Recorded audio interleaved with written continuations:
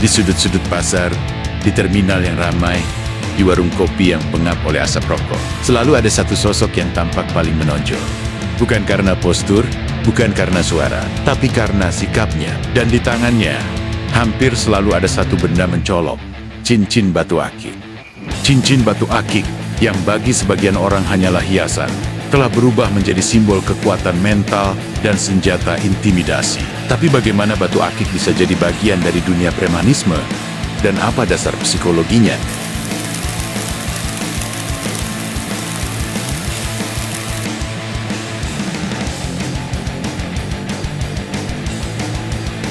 Di Indonesia, premanisme bukan sekadar tindakan kekerasan. Ia adalah budaya jalanan yang terbentuk dari tekanan ekonomi, konflik sosial, dan kebutuhan akan pengakuan. Dari tahun 70-an hingga hari ini, batu akik telah jadi bagian dari tampilan para jagoan kampung. Bukan hanya karena tradisi, tapi karena fungsi sosial dan psikologisnya.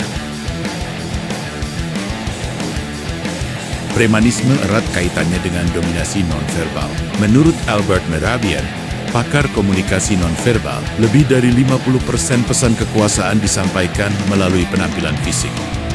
Batu akik yang besar, mencolok, atau eksotis dipakai bukan untuk estetika, tapi untuk mengirim pesan diam-diam bahwa ia bukan orang sembarangan. Ketika seseorang percaya bahwa batu di jarinya memberi keberanian, maka keberanian itu betul-betul muncul. Dalam psikologi, ini disebut efek placebo, di mana keyakinan seseorang terhadap benda atau ritual tertentu bisa meningkatkan kepercayaan dirinya secara nyata. Menurut Dr. Irving Kirsch, peneliti efek placebo dari Harvard Medical School, bahwa keyakinan adalah bagian penting dalam membentuk persepsi dan respons tubuh. Artinya, jika seseorang itu percaya misal pada batu akiknya untuk keberanian, maka ia akan benar-benar akan merasa lebih berani. Menurut teori social identity dari Henry Tajfel, manusia membentuk rasa identitas berdasarkan kelompoknya. Dalam dunia preman, cincin akik bukan cuma gaya, itu bagian dari seragam tak resmi. Ini mirip dengan konsep power dressing dalam psikologi, mengenakan sesuatu yang membentuk citra dominan. Semakin besar, semakin sakti, semakin disegani. Dalam hidup yang keras dan tak pasti, manusia mencari rasa aman dari benda atau simbol.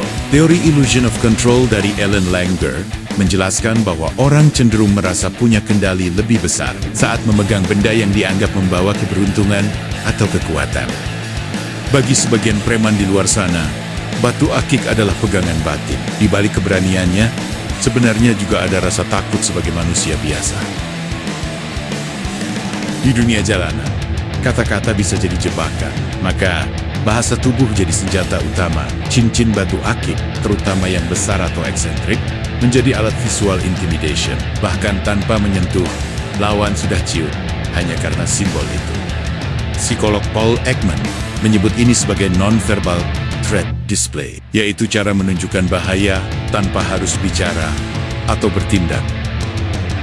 Bayangkan dua orang, yang satu hanya modal tangan kosong, yang satu lagi pakai cincin akik, mumbul hitam pekat. Siapa yang terlihat lebih siap dan lebih berbahaya?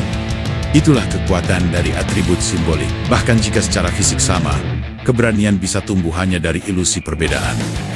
Tapi pertanyaannya, apakah nyali yang dibentuk dari sugesti cukup untuk menghadapi kenyataan? Ataukah itu hanya topeng dari rasa takut yang lebih dalam? Batu akik bisa memperkuat mental, tapi juga bisa jadi tameng bagi jiwa yang rapuh. Di tengah maraknya premanisme hari ini, kita harus tahu, keberanian sejati tak datang dari batu, tapi dari hati dan akal yang sehat. Cincin bisa jadi gaya, bisa juga jadi senjata, tapi jangan salah sangka, yang paling tajam di dunia ini bukan batu, tapi pikiran.